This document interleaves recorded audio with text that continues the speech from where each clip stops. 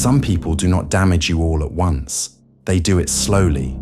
A conversation here, a mood there, a pattern of contact that leaves you slightly less clear, slightly more reactive, slightly more tired than you were before. Because nothing dramatic happens, you keep letting it in. That's often how weak boundaries work. Not through one major breach, but through repeated access that quietly changes your state. Not everyone who can reach you should keep reaching you. Not every environment deserves extended time. Not every relationship should sit that close to your attention.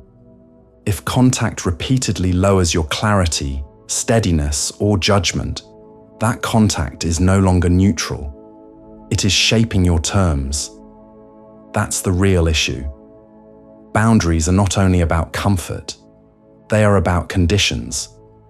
What repeatedly gets access to you begins to influence how you operate. This is why exposure matters. You start matching tone. You start carrying someone else's agitation.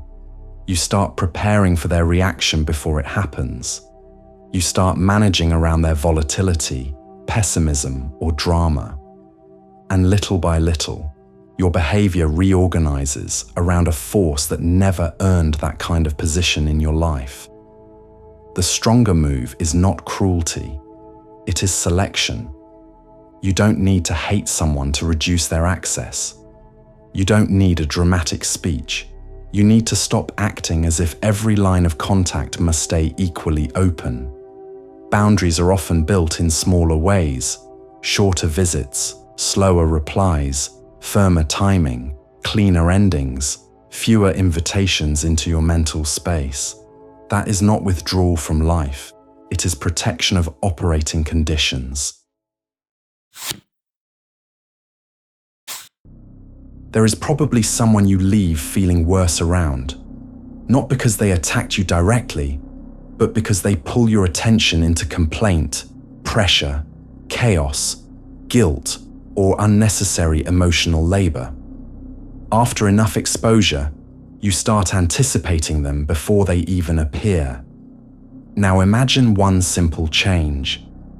The next time the interaction starts to stretch beyond what is useful, you end it earlier. No long explanation, no guilty overstaying, no automatic availability, just because that is the habit. You close the contact cleanly and return to your own terms. That lands differently because the moment is no longer organized around their appetite for access. It is organized around your judgment. This matters more than people admit. If someone can repeatedly shape your state, they already have influence. Maybe not formal influence, but practical influence. Enough to change your energy, your decisions, and the quality of your attention. Power begins to return the moment access becomes selective again.